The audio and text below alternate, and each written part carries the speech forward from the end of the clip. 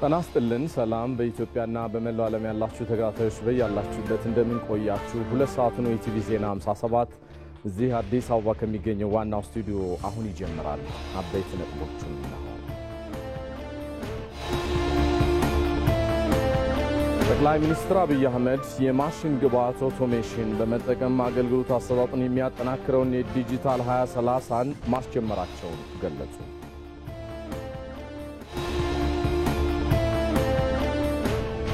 ኢትዮጵያ ከጎረቤት ሀገራት ጋር ያላትን የመሰረተ ልማት ትስስር በማጠናከር የሀገሪቱን ብሔራዊ ጥቅም ማስጠበቅ ላይ ትኩረት አድርጋ እየሰራች ስለመሆኑ አምባሳደር ዲና ሙፍቲ ተናገሩ። ኢትዮጵያ ከጎረቤት ሀገሮች ጋር በመሰረተ ልማት የጀመረችው ትስስር ለገጽታ ግንባታም ለብሔራዊ ጥቅምም አስተዋጽኦ በጣም ከፍተኛ ነው። እነዚህ ግንኙነቶች የኢትዮጵያን ገጽታ ከፍ ያደርጋል። የኢትዮጵያ ገጽታ ጨመረ ማለት ደግሞ የኢትዮጵያ ብሔራዊ ጥቅም ይጠበቃል ማለት ነው። የኒውክሌር ኃይል ፕሮጀክት እቅድ ከሚያበረክተው አስተዋጽኦ አንጻር ኢትዮጵያ ውስጥ ከገቡ ቴክኖሎጂዎች ትልቁ እርምጃ ስለመሆኑ ተገለጸ። 1 ግራም ከሚሆን የኒውክሌር ቁስ የሚገኝ ኢነርጂ ከብዙ ሺህ ቶን ጋር የሚመጣጠን ኢነርጂ ነው። ከሰል ጋር የሚመጣጠን ለምሳሌ 1 ግራም የኒውክሌር ቁስ ሲኖትራክ የሚባለውን መኪና ለ14 ዓመት ቀንና ሌሊት በሙሉ አቅሙ እንዲሰራ ሊያደርገው ይችላል። በእስራኤልና ሐማስ መካከል የተደረሱ የተኩስ አቁም ስምምነት ተግባራዊ እየተደረገ ስለመሆኑ የእስራኤል ጦር አስታወቀ። ከውጭ መርጠናል።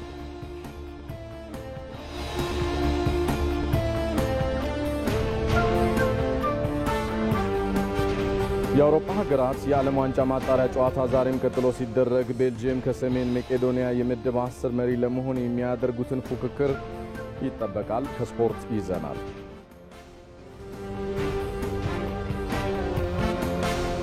ተለዋዋጭና ተቀያያሪ የሆነ በመጣው የዓለም የጂኦፖለቲካ የኃይል አሰላለፍ መድረክ የኢትዮጵያን ብሔራዊ ጥቅም ለማስጠበቅ ሊሰሩ የሚገባቸው የዲፕሎማሲ ስራዎች መገለጫቸው እንደምን ያለ ነው? ኢቲቪ ዜና 57 አብይ አጀንዳው አድርጎ ይመለከተዋል። የተወደዳችሁ በጉዳዩ ዙሪያ ከደቂቃዎች በኋላ ተጨማሪ ምላሽና ማብራሪያ የሚሰጡን የሐዋሳ ዩኒቨርሲቲ መምህርና የግሎባል ፒስ ባንክ አባል የሆኑት ዘመዱ ደምስስ በቀጥታ መስመራችን የሚቀላቀሉን ይሆናል። ሁሉንም ዘገባዎች የተከታተላችሁ አብራችሁን እንድትዘልቁ ጋብዛለሁ።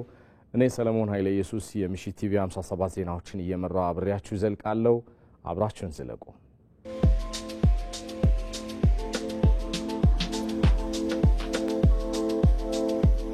እነዚህ ለውጦች የመንገድ ዳር ለውጦች ብቻ አይደሉም፣ የአዲስ ታሪክ የመጀመሪያ ምዕራፍ እንጂ።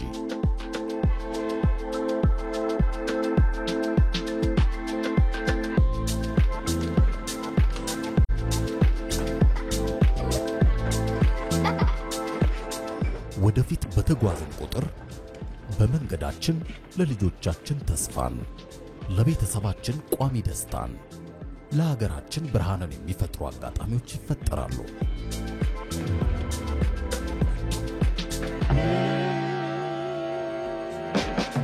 ከፊታችን የእያንዳንዳችን የማደግ ህልም የያዙ ገጾች፣ የትውልድ ተስፋ የሆኑ ምዕራፎች፣ የሀገር የወደፊት ራዕይ እውን የሚሆኑበት ቁልፎች።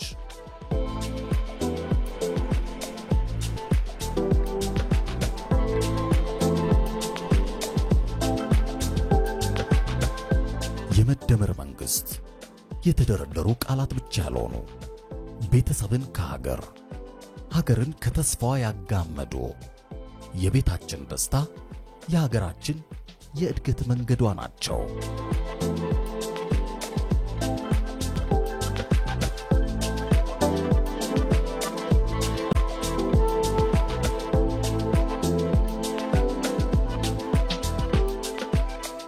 እነዚህ ገጾች የአንድነትን ጥንካሬ፣ የመሰባሰብን አቅም፣ የህልምን ጉልበት የምናይባቸው ናቸው። የመደመር መንግስት የቤተሰብ ስጦታ።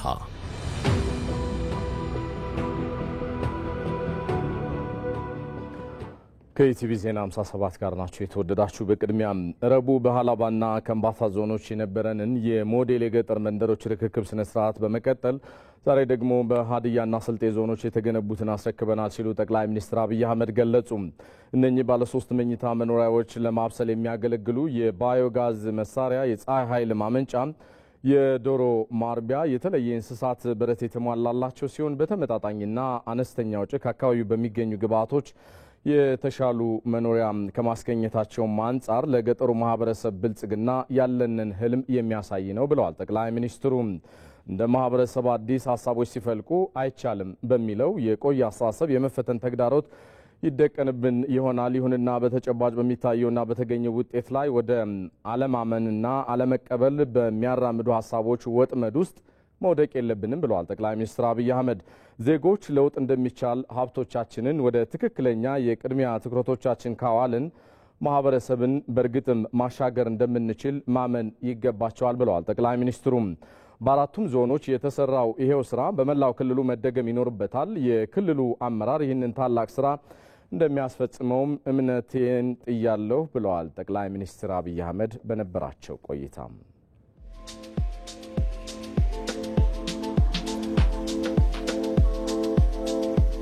እነዚህ ለውጦች የመንገድ ዳር ለውጦች ብቻ አይደሉም፣ የአዲስ ታሪክ የመጀመሪያ ምዕራፍ እንጂ።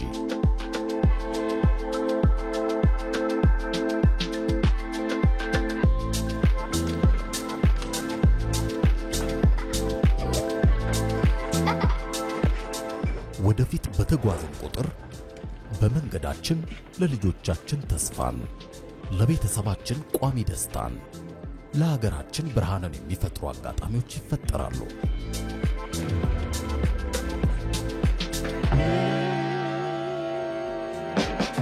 ከፊታችን የእያንዳንዳችን የማደግ ህልም የያዙ ገጾች፣ የትውልድ ተስፋ የሆኑ ምዕራፎች፣ የሀገር የወደፊት ራዕይ እውን የሚሆኑበት ቁልፎች።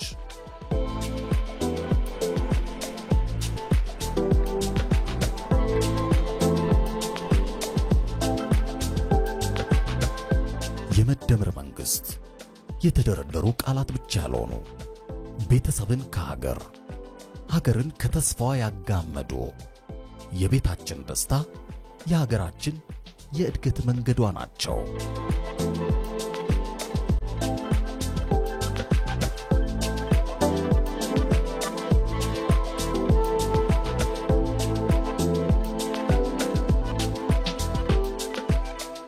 እነዚህ ገጾች የአንድነትን ጥንካሬ፣ የመሰባሰብን አቅም፣ የህልምን ጉልበት የምናይባቸው ናቸው። የመደመር መንግስት የቤተሰብ ስጦታ።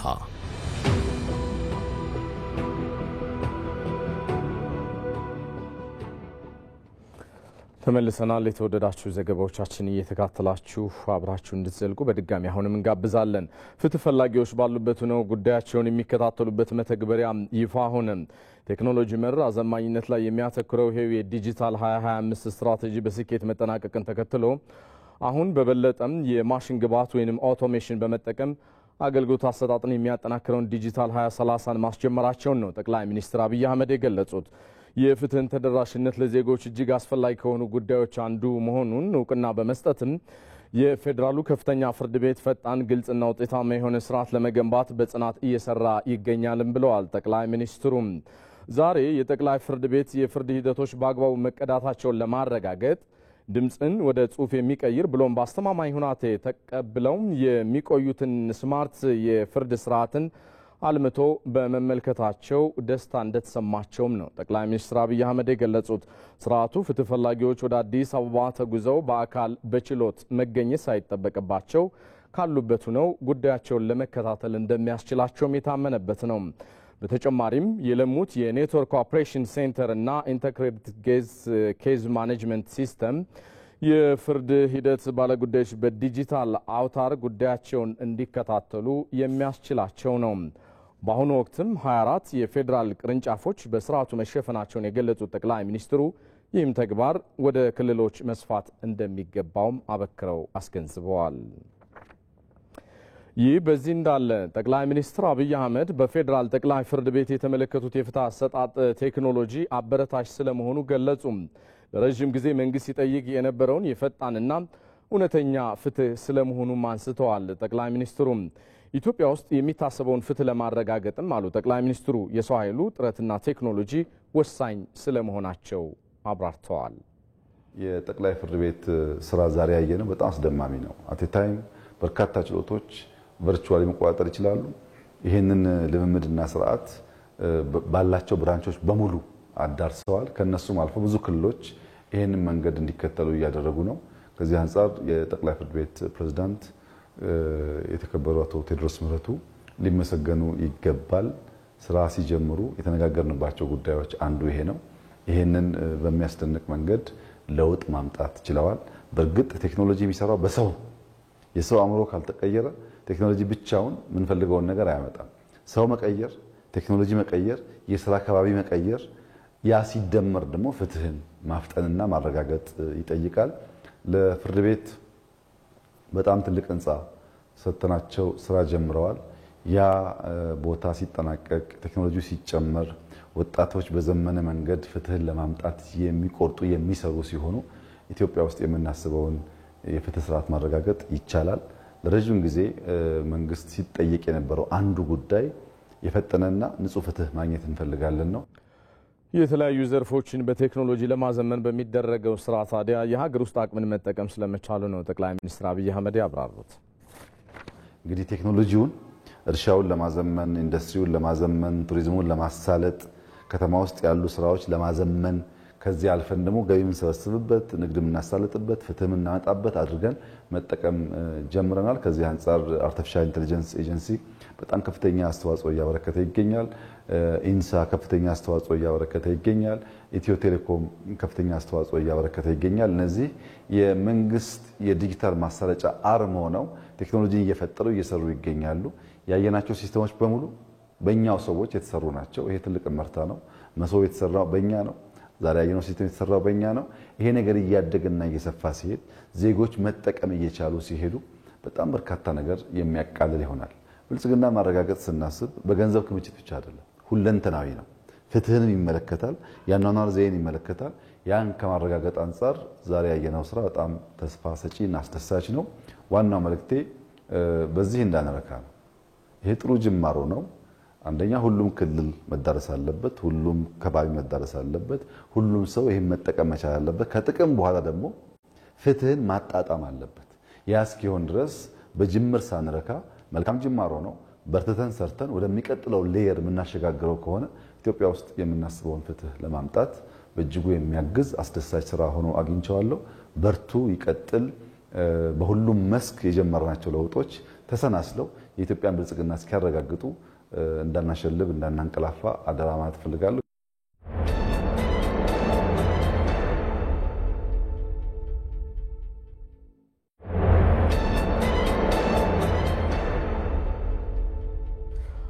እዚህ አዲስ አበባ ከሚገኘው የኢቢሲ ዋናው ስቱዲዮ በቀጥታ ስርጭት እየተከታተላችሁት የምትገኙት ቲቪ ዜና 57 አጀንዳ ዘገባ ላይ ደርሷል። ተለዋዋጭና ተቀያሪ የሆነ በመጣው የዓለም የጂኦፖለቲካ የኃይል አሰላለፍ መድረክ የኢትዮጵያን ብሔራዊ ጥቅም ለማስጠበቅ ሊሰሩ የሚገባቸው ቀጣይ የዲፕሎማሲ ስራዎች መገለጫቸው እንደምን ያለ ነው? ቀደም ሲል መግቢያ ላይ ያስተዋወቅኳችሁ አብይ አጀንዳችን ነው። ያስተዋወቅኳችሁ እንግዳችንም የሐዋሳ ዩኒቨርሲቲ መምህርና የግሎባል ፒስ ባንክ አባል ዘመዱ ደምስስ ከደቂቃዎች በኋላ የሚቀላቀሉን ይሆናል። ከዛ አስቀድሞ ይህን ዘገባ ልጋብዛችሁ። ኢትዮጵያ ከጎረቤት ሀገራት ጋር ያላትን የመሰረተ ልማት ትስስር በማጠናከር የሀገሪቱን ብሔራዊ ጥቅም ማስጠበቅ ላይ በትኩረት እየሰራች ስለመሆኑ በሕዝብ ተወካዮች ምክር ቤት የውጭ ግንኙነትና የሰላም ጉዳዮች ቋሚ ኮሚቴ አባል አምባሳደር ዲና ሙፍቲ ተናገሩ። ኢትዮጵያ በቀጠናው የፈጠረችው ተጽዕኖና በጋራ የመልማት ዲፕሎማሲን በሌሎች ሀገራት ዘንድ ተቀባይነት እንድታገኝ እንዳስቻላትና አቅም እየፈጠረላት ስለመሆኑ ነው አምባሳደር ዲና ሙፍቲ የገለጹት። ባልደረባችን ወንድማገኝ ኃይሉ በጉዳዩ ዙሪያ ተከታዩን አጠናቅሯል። የተሻሻለው የኢትዮጵያ የውጭ ግንኙነት ፖሊሲ በጋራ ጥቅም ላይ የተመሰረተ የጋራ ብልጽግናን መሰረት ያደረገና በተለይ ከጎረቤት ሀገራት ጋር የሚኖረውን ዲፕሎማሲ በመተባበር ላይ የተመሰረተ ግንኙነት መፍጠር ነው። ይህን ተከትሎም ለጎረቤት ሀገራት ቅድሚያ በመስጠት ብሔራዊ ጥቅሟን ማስከበር የመጀመሪያ መርሃ ነው። የፌዴሪ ፕሬዝዳንት ታዬ አጽቀሥላሴ ከሰሞኑ በሕዝብ ተወካዮችና ፌዴሬሽን ምክር ቤቶች የጋራ ስብሰባ ላይ የመክፈቻ ንግግር ባደረጉበት ወቅት ይህንኑ አረጋግጠዋል። የውጭ ግንኙነታችን ማዕከልና መሰረታዊ ማጠንጠኛው ብሔራዊ ጥቅምና የዜጎች ክብር ነው። በዚህ መነሻነትም የኢትዮጵያ የጂኦ ስትራቴጂያዊ ቁመና በመደርጀት ላይ ይገኛል። ይህ ስትራቴጂያዊ ምርጫ ከታዛቢነት ወደ አጀንዳ ተላሚነት እና ተጽዕኖ ፈጣሪነት ለማሸጋገር አስችሏል። የአገሪቱን ጥቅምና ሉዓላዊነት የሚያስከብር ዲፕሎማሲን በማስጠበቅ የዜጎች ጥቅምና እኩልነት ላይ የተመሰረተ የውጭ ግንኙነት ፖሊሲ መተግበር ኢትዮጵያ የምትከተለው ሌላኛው መርህ ነው። የመርህ ከዚህ ባለፈ ከጎረቤት ሀገራት ጋር የመሰረተ ልማት ትስስርንና ገጽታ ግንባታን በማጠናከር የአገሪቱን ብሔራዊ ጥቅም ማስጠበቅ ላይ በትኩረት እየተሰራ መሆኑን ከኢቲቪ ጋር ቆይታ ያደረጉት በሕዝብ ተወካዮች ምክር ቤት የውጭ ግንኙነትና ሰላም ጉዳዮች ቋሚ ኮሚቴ አባል አምባሳደር ዲና ሙፍቲ ተናግረዋል። ኢትዮጵያ ከጎረቤት ሀገሮች ጋር በመሰረተ ልማት የጀመረችው ትስስር ለገጽታ ግንባታም ለብሔራዊ ጥቅምም አስተዋጽኦ በጣም ከፍተኛ ነው። እንደምናውቀው ከጅቡቲ ጋር በምድር ባቡር ተሳስረናል። በመብራትም እንደዚሁ ከሌሎችም ጎረቤት ሀገሮች ጋር እንደዚህ አይነት ትስስሮች አሉ። እየሰፋ ይሄዳል። እነዚህ ግንኙነቶች የኢትዮጵያን ገጽታ ከፍ ያደርጋል። የኢትዮጵያ ገጽታ ጨመረ ማለት ደግሞ የኢትዮጵያ ብሔራዊ ጥቅም ይጠበቃል ማለት ነው። በሲቪል ሰርቪስ ዩኒቨርሲቲ የዲፕሎማሲ መምህር አቶ እንዳለ ንጉሴ ኢትዮጵያ በቀጠናው የፈጠረችው በጋራ የመልማት ዲፕሎማሲ በሌሎች ሀገራት ዘንድ ተቀባይነት እንድታገኝ መሰረት መጣሉን አስረድተዋል። ሁሉንም ወንዞች ለሶማሊያም፣ ለኬንያም፣ ለጅቡቲም ለሌላውም ሰጥታለች። ኢትዮጵያ የምታበረክተው አስተዋጽኦ ማንንም የፈለገ ሀገር ጋር ቢወዳጁ የኢትዮጵያን አይተካም። ኢትዮጵያ በአፍሪካና በቀጣናው ካላት ተሰሚነት ባሻገር ቁልፍ ከሚባሉ ሀያላን ሀገራት ጋር ጥሩ የሆነ ዲፕሎማሲ መፍጠሯን አምባሳደር ዲና ሙፍቲ ገልጸዋል። እነዚህ ትላልቅ የምንላቸው ሀገሮች በኢኮኖሚ የደረጁና የበለጸጉ ሀገሮች ከአፍሪካ ጋር ያለውን ግንኙነት ማጠናከር ይፈልጋሉ። ስለዚህ ከአፍሪካ ጋር ያለውን ግንኙነት ማጠናከር ማለት በዛው ልክ ከኢትዮጵያ ጋር ግንኙነት ማጠናከር ማለት ነው የሚሆነው። እስከሆነም ድረስ እኛም ከነሱ ጋር ያለን ግንኙነት በሰጥቶ መቀበል መርህ፣ በመጠቃቀም መርህ እየጎለበተ እየጠነከረ ይሄዳል ማለት ነው። የኢትዮጵያ ዓለም አቀፍ ገጽታም በዛው ልክ እየሰፋ ነው የሚሄደው። ሀገሪቱ ባላት የዲፕሎማሲ ግንኙነት በታላቁ ህዳሴ ግድብ ዙሪያ ትልቅ ስራ ተሰርቷል ያሉት አቶ እንዳለ ንጉሴ ታላላቅ ዓለም አቀፍ ኮንፈረንሶችን ከማስተናገድ አልፎ ከአጀንዳ ተቀባይነት ወደ አጀንዳ ሰጪነት ተሻግራለችም ብለዋል። ትልልቅ አህጉራዊና ዓለም አቀፍ ጉዳዮችን እያስተናገደ ስለዚህ ዲፕሎማሲው ሞር ፕሮአክቲቭ እየሆነ ከዚህ በፊት እኮ እኛ አጀንዳ ተቀባይ ነበርን አይደል? ታውቀዋለህ እንግዲህ አሁን እኮ እኛ ነን ወደ ለሌላው ሐሳብ የምንሰጠው። የህዳሴው ግድብ በግልጽ ያሳየው ነው። ይሄ ነው እኛ እንፈጽመዋለን፣ ሌላውን አንጎዳም፣ በጥራት የምንፈጽመው ብለህ ስትል አሁን የሚሰሩ ስራዎች በአካባቢው ላይ ማለት ነው እንደዛ ሁሉ ስታሳይ እኮ ሞር ትረስት እያገኘች ነው ኢትዮጵያ የመጣችው፣ ሞር እምነት እያገኘች ነው የመጣችው። ኢትዮጵያ በኢኮኖሚ፣ በዲፕሎማሲ፣ በንግድና በልዩ ልዩ ትስስሮች አብሯት መስራት ከሚፈልጉት ጋር መስራቷን አጠናክራ ትቀጥላለችም ተብሏል። ኢትዮጵያ በምትከተለው ዲፕሎማሲ ቀጠናዊ የጋራ ልማትን ማጠናከር ከማስቻሏን ባለፈ ዜጋ ተኮር ዲፕሎማሲን በማሳደግ ጥሩ የሚባል ኢኮኖሚና ፖለቲካዊ ውጤት ማግኘቷም ተመላክቷል። በዚህ ጉዳይ ልናቆያችሁ ነው የተወደዳችሁ። ቀደም ብዬ አስተዋወቅኳችሁ እንግዳችን የሐዋሳ ዩኒቨርሲቲ መምህርና የግሎባል ፒስ ባንክ አባል የሆኑት ዘመዱ ደምስስ በቀጥታ መስመራችን ከሐዋሳ ተጨማሪ ምላሽና ማብራሪያ ሊሰጡን ይገኛሉ። እንግዳችን ለጊዜው አብዝቼ ነው የማመሰግነው። እንደምን አመሹ። መቼም የዓለም የጂኦፖለቲካ የኃይል አሰላለፍን በተመለከተ ተለዋዋጭና አንዳንዱም ኢተገማች የሆኑ እንቅስቃሴዎችም የሚታዩበት ነው። ይህን በቅጡ መረዳት ይቻላል ብዬ አስባለሁ። በዚህ መሃል የኢትዮጵያን ብሔራዊ ጥቅምና ዘላቂ እውነታዎችን ለማስጠበቅ ሊሰሩ የሚገባቸው የዲፕሎማሲ መገለጫዎች ምንድናቸው ማለት ይቻላል? በጣም አመሰግናለሁ ሰለሞን። እንግዲህ ቀደም ሲል እንዳነሳው አሁን ያለንበት ይሄ ድህረ ዘመናዊ ዘመን የሚባለው አብዛኛው ነገር አዳዲስ የዓለም ስርዓቶችን እየዘረጋ ነው። ኒው ፎርም ኦፍ ወርልድ ኦርደር የሚባል ነገር አለ። እነዚህ ነገሮች እንግዲህ በአንድ ሀገር ብቻ የተወሰኑ አይደለም። ተለዋዋጭነታቸው በሁሉም የዓለም ሀገራት ላይ ለመገመት ነገ እዚህ ላይ እንደርሳለን ከዚህ ተነስተን ብለን የማንገምተው ደረጃ ላይ ተደርሰናል። በዚህ መካከል እንግዲህ በሁሉም ነገር አቅም ያላቸው ሀገሮችና የዓለም ማህበረሰብ ክፍሎች ነጥረው እየወጡ ነው። እነዚህ አቅሞች መለኪያቸው የተለያዩ ነገሮች ሊሆኑ ይችላሉ። አንዳንዱ የኢኮኖሚ አቅም፣ አንዳንዱ የወታደራዊ አቅም፣ አንዳንዱ የእውቀት አቅም ሊኖረው ይችላል። እንደ ኢትዮጵያ ባሉ ነባራዊ ሁኔታዎች ይሄን ያህል 120-130 ሚሊዮን ህዝብ አለን ብለን በምንገምትበት የመረጃ ዳታ የኛ አቅም ወይም ኃይል ወደዚህ ተለዋዋጭ ወደ ሆነው ዓለም ስንቀላቀል ይሄንን ወደ አንድ ህብር ወደ አንድ አንድነት የሚያመጣ መሆን አለበት ተብሎ ነው የሚገመተው። እንደኛ ባሉ እነኚህ አቅሞች ወደ ምን ያደርሱናል የሚል ነገር ካሰብን ተሻጋሪ የሚሆኑ በተለይም ከሌሎች ሀገሮች ጋራ በሚኖረን የሰጥቶ መቀበል መርህ ላይ ምን አይነት ነገሮችን ብንከተል ነው ትርፋማ መሆን የምንችለው ነው። እንግዲህ የዓለም ቅርጽ ተገማች ካልሆነ አንዲት ሀገር ገምታ ቆርጣ አስልታ በምን መንገድ ግንኙነት ብትፈጥር ከሆነ አገር ጋራ የተሻለ ትርፍ ልታስመዘግብ ትችላለች የሚለው በጥልቀት ተሰርቶ ለውይይት ቀርቦ ሊሰራበት የሚገባ ነው።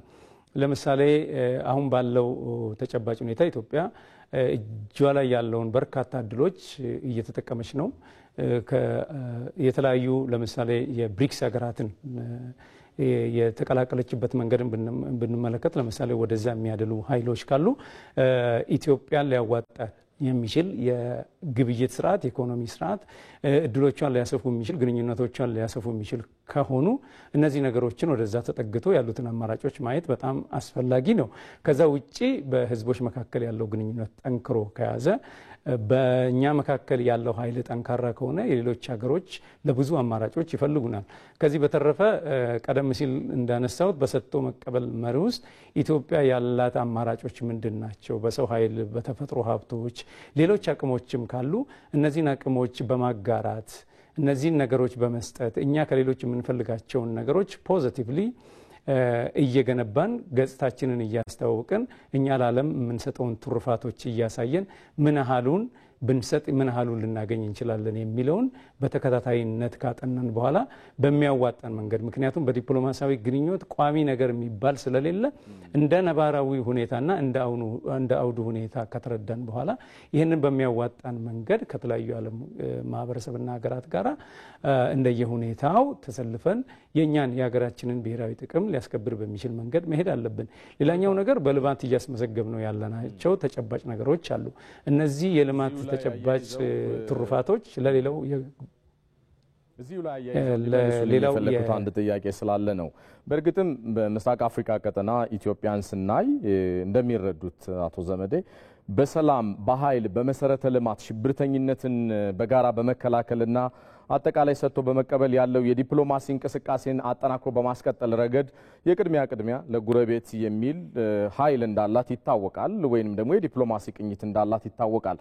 ከዚህ አኳያ የሁለትዮሽና የባለብዙ ወገን ግንኙነቶችን በማጠናከር የኢትዮጵያን ዘላቂ ብሔራዊ ጥቅም ሊያስጠብቁ የሚችሉ ቅኝቶች ምን መሆን ይኖርባቸዋል ማለት ይቻላል? በጣም ጥሩ ጥያቄ ነው ያነሳው። ኢትዮጵያ በዘመናት መካከል እጇ ላይ ባለው ማንኛውም ኃይልና ሀብት ብቻ ልጠቀም ያለችበት ዘመን አናስታውስም። ከዚህ ጋራ የምናቀው በታሪካችንም ይሁን በተግባራዊ ተጨባጭ ማስረጃዎች መረዳት የምንችለው ኢትዮጵያ ከጎረቤት ሀገሮች ጋራም ይሁን ከሌሎቹ ጋራ በራሷ ተነሳሽነት እስካሁን ድረስ ባለው ነገር ለግጭት የሚያበቃት ነገር ሰርታም አታውቅም። እጇ ላይ ያለውን ሀብት እጇ ላይ ያለውን በረከት ከሁሉም የጎረቤት ሀገሮች ጋራ በፍቅር ለመካፈል ትፈልጋለች። ይሄ ነገር አጥልቀን የሰራንበትና የረጅም ዓመት ታሪክና ተሞክሮቻችን ስለመሆኑ በርካታ ሰነዶችና የኖርንባቸው ነባራዊ ሁኔታዎች ያስረዳሉ። ብዙዎቹም የጎረቤት ሀገሮቻችን የሚመሰክሩት ነው። ሌላ ጣልቃ ገብነትና ምናልባት በአሉታዊ መንገድ ሊስሉን የሚፈልጉ አካላት ከሌሉ በስተቀር ይሄንን ነገር በተግባራዊ ልምዶቻችን አሳይተናል። ይሄንን እንግዲህ ማረጋገጥ የምንችለው እንዳልነው ቅድሚያ ለጎረቤቶቻችን እንሰጣለን። ለምሳሌ እኔ በመሰራበት አሁን በአማካሪነት መሰራበት ድርጅት ግሎባል ፒስ ባንክ ቅድሚያ ለጎረቤት መስጠት ማለት አጠገብህ ያለውንም ሰው ጨምሮ በድንበር የምትጋራው በአጥር የምትጋራውን በሌሎች አጋጣሚዎች በወንዝ የምትጋራውን ያለውን ወደህ በጋራ አካፋይ ለረጅም ርቀት ሊያስኬዱ የሚችሉ መሰረታዊ ነገሮችን እየሰጠህ የምትቀበልበትና በጎ ነገሮችን የምትገነባበት ገጽታን የምትገነባበት ነው። ከዚህ አንጻር ስንመለከት ይሄንን ሊያስደርጉን የሚችሉ አስቻይ ሁኔታዎች ኢትዮጵያ ውስጥ በርካታ ናቸው። እንዳልነው የልማት ትሩፋቶቻችን ለምሳሌ የህዳሴውን ግድብ ከወሰድን የህዳሴው ግድብ በጣም ብዙ ኃይል እንደሚያመርት ይታወቃል። እነዚህ ነገሮች እንደጀመርነው ለጅቡቲ እንደጀመርነው ለኬንያ ለሌሎችም ድንበር ተሻጋሪ ሀገራት ብናካፍል በእነዚህ መካከል በኢኮኖሚው ትስስር የሚፈጠረው ወንድማማችነት ለቀጠናው ሰላም ግንባታ ጭምር ትልቅ መሰረት የሚጥልና ፋይዳ ያለው መሆኑ ይታወቃል። እነዚህ ነገሮች አድምተን አለስልሰን ከሰራን በሚኖረን ግንኙነቶች ደግሞ በጎ ነገሮችን አስቀድመን ቅድሚያ ለጎረቤት በሚለው መርሃችን የምንሄድ ከሆነ ጎረቤቶቻችን እኛን የሚጠሉበት ጎረቤቶቻችን ለኛ አሉታዊ ነገር የሚስሉበት አይኖርምና በዚህ መንገድ የምናጋራቸው ነገሮች እጅግ አስፈላጊ ናቸው። በዚህ ጉዳይ ላይ መንግስታዊ ወይም ፖለቲካዊ ተጽዕኖ ብቻ ሳይሆን እንደ ህዝብም ልንሰራባቸው የሚገቡ ነገሮች አሉ። ምሁራኖቻችን፣ ዲፕሎማቶቻችን፣ አምባሳደሮቻችን እንደውም በሃይማኖት ተቋማት ያሉ በሲቪል ሶሳይቲ በኩል ያሉትም ሰዎች ይህንኑ ገጽታ እያጋራን ከጎረቤት ጋር ሊያጋሩ ነው የሚችሉ መልካም ነገሮችን ከሰራን የኢትዮጵያን ብሔራዊ ጥቅም ከፍ አድርገን የምናስከብርበት እድልና አውድ እጃችን ላይ አለ ባይ ነኝ። ይህን የመጨረሻ ጥያቄ ያደርገዋለሁ ዘመዱ። በእርግጥ የህዳሴ ግድብ መጠናቀቅ የኢትዮጵያ ዲፕሎማሲና የፖለቲካ የኢኮኖሚ እንቅስቃሴ ከሌላው ሀገራት ጋር የምታደርገው ግንኙነት ከህዳሴ መጠናቀቅ በፊትና በኋላ የሚል ምዕራፍ እንደከፈተ ይሰማኛል። አንዳንዴም ከአጀንዳ ተቀባይነት ይልቅ አጀንዳ ሰጪ የመሆን እድሏንም የሚያሰፋላት እንደሆነም እረዳለሁ። በእርግጥም ከምስራቁም ከምዕራቡም ሀገራት ጋር እንደዚህ አይነት ጉልበት ያለው ሀሳብ ይዛ ልትመጣ እንደምትችልም መገመት ይቻላል። በመርህ ላይ የተመሰረተ ዓለም አቀፋዊና ቀጠናዊ ትብብርን እንደምን ማምጣት ይቻላል? አሁን ኢትዮጵያ የያዘችው አጠቃላይ እንቅስቃሴ እጇ ላይ ብዙ ነገሮችን ለመተግበር ጉልበት ይሆናታል ብዬ ስላሰብኩኝ ነው። በጣም ትክክል ነው ያነሳው። ይገርማል። አሁን ከህዳሴው ግድብ መጀመር በኋላ ኢትዮጵያ አቅም እንደሌላት ተደርጋ መሳሏ በቃለ መዝገባቸው ጨምሮ የድህነት ማሳያ አድርገው የሳሉን የረጅም ዓመት ታሪክ አለ። ይሄ ገጽታ በጣም ብዙ ዲስትራክቲቭ ብለን የምንጠራው ወይም ደግሞ አሉታዊ የሆነ ገጽታ እንደገነባብን እናስታውሳለን። የህዳሴው ግድብ መጠናቀቅ የህዳሴው ግድብ ብቻ አይደለም። በህዳሴው ግድብ አማካኝነት ከዚህ በኋላ የልማት አብዮቶችን እንዴት መስራት እንደምንችል ለኢትዮጵያ ብቻ ሳይሆን ለአፍሪካም በአጽንኦት ያሳየንበት መልካችን ነው። ይሄ መልክ ለጥቁር ህዝቦች በጠቅላላ ለአፍሪካ ሰዎች በጠቅላላ በሶስተኛ ዓለም ይገኛሉ ወይም በድህነት አውድ ላይ ይገኛሉ ለተባሉት በሙሉ ትንሳኤን ማብሰር የሚችል አቅም ነው። ይህን አቅም ስናሳይ በነገራችን ላይ ዓለምን ካሳመንን ከዚህ በኋላ በተባበረ ክንድ ኢትዮጵያ ልትሻገራቸው የምትችላቸው በርካታ ነገሮች ስለማሳያቸው ተምሳሌት ነው። እንደ ግድብ ብቻ በቀላሉ የምናየው ነገር አይደለም። ከዚህ በፊት በተሰጠን ለምሳሌ በእርዳታ ስም ለምሳሌ በሚመጡልን አንዳንድ ነገሮች የተቀባይነት ወይም የተመጽዋችነት ብቻ ነበር የሚታየው። የተሰጠንን አጀንዳ የማስፈጸም ነበር።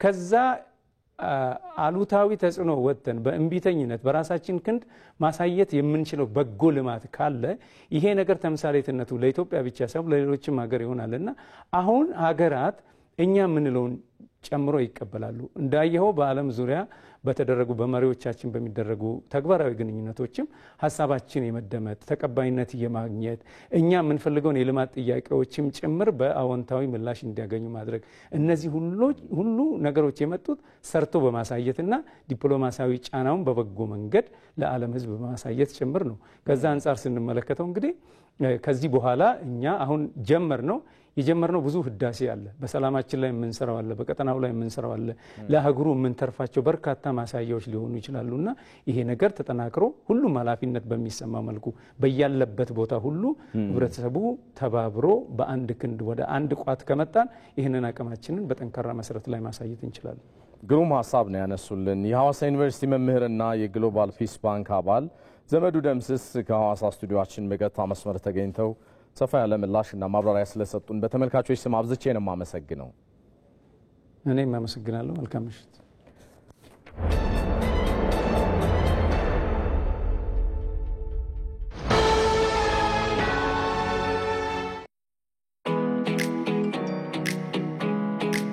የቴክኖሎጂ ችሎታዎች ባደጉ ቁጥር ሰውን ለመጉዳት የሚጠቀሟቸውም ይበዛሉ። የዕለት ጉርሶንም ሆነ ለነገ ያሉትን አንጡራውን ከቀማኞች ለመታደግ ማስተዋልን ይሻል።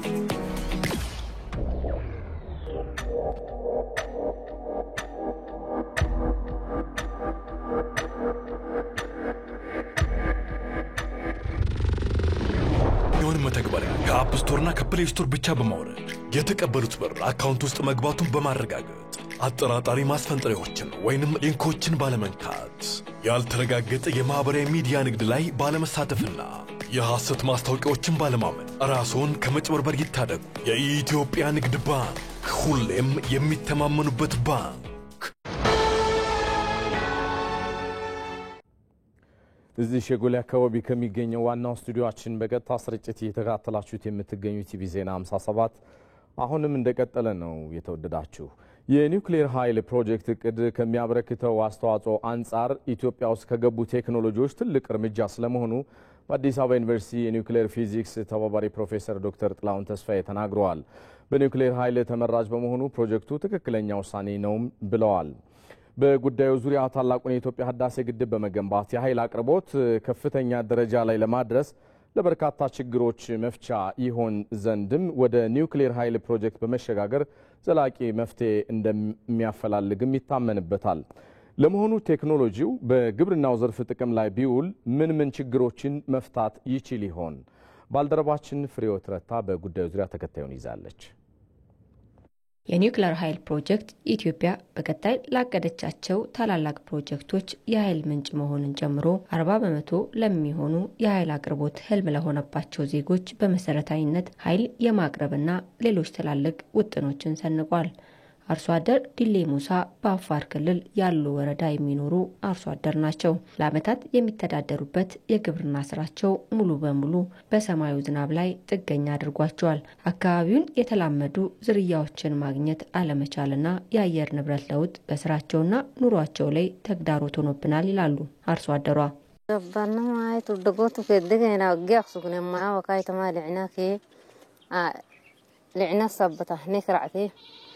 በሙቀቱ ምክንያት ስናገኝ የነበረው ምርት እየቀነሰብን ነው።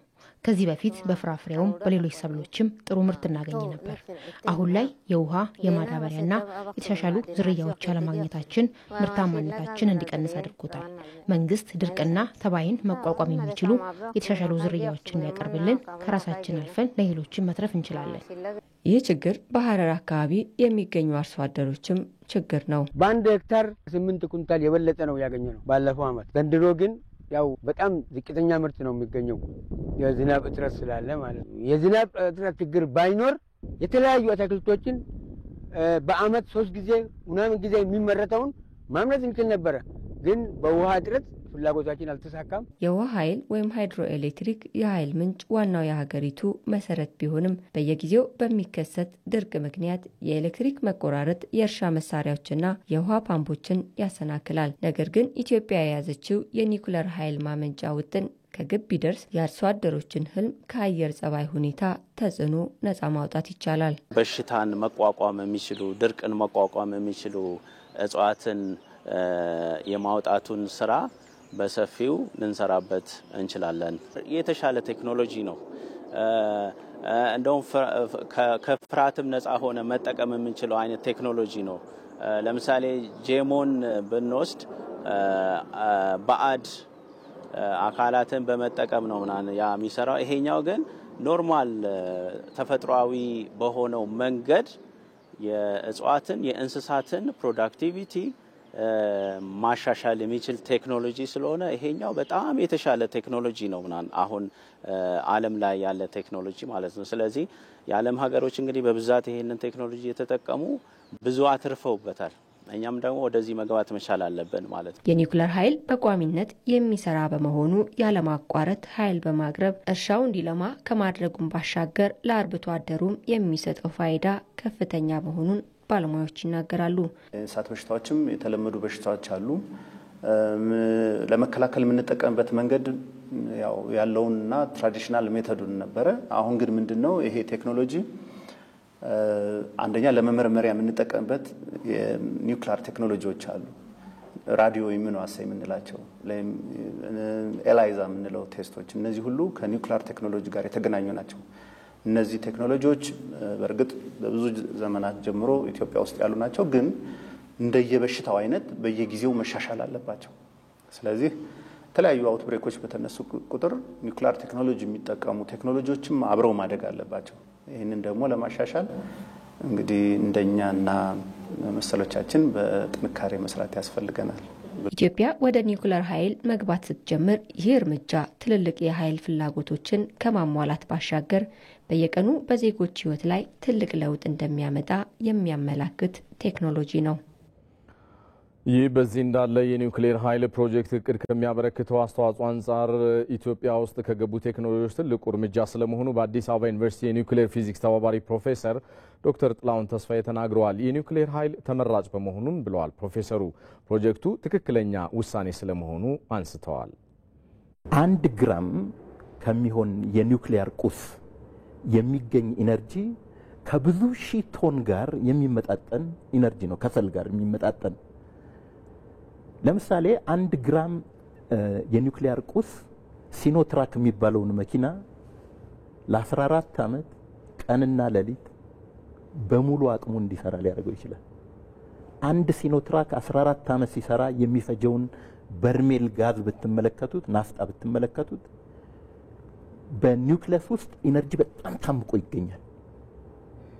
እኔ አንድ ተጨማሪ ዳታ በሰጣችሁ ዓለም እስካሁን የተጠቀመበት የኒውክሌር ቁስ ዝቃጭ ከሁሉም ዓለም ቢሰበሰብ አንድ ስታዲየም አይሞላም። ነዳጅ ብትሉት፣ ከሰል ብትሉት ከአትሞስፌር ውስጥ ኦክሲጅንን እያነደደ ወደ በካርቦን ዳይኦክሳይድ አማካኝነት የካርቦን ልቀት ተብሎ የሚጠራውን ነገር የሚያስከትል ነው። ኒውክሌር እንደዚህ አይነት ችግር የለውም እና በጣም ትክክለኛ የሆነ ውሳኔ ነው ለኢትዮጵያ። ዘገየ ካልተባለ በስተቀር መሆን ያለበት ጉዳይ ነው።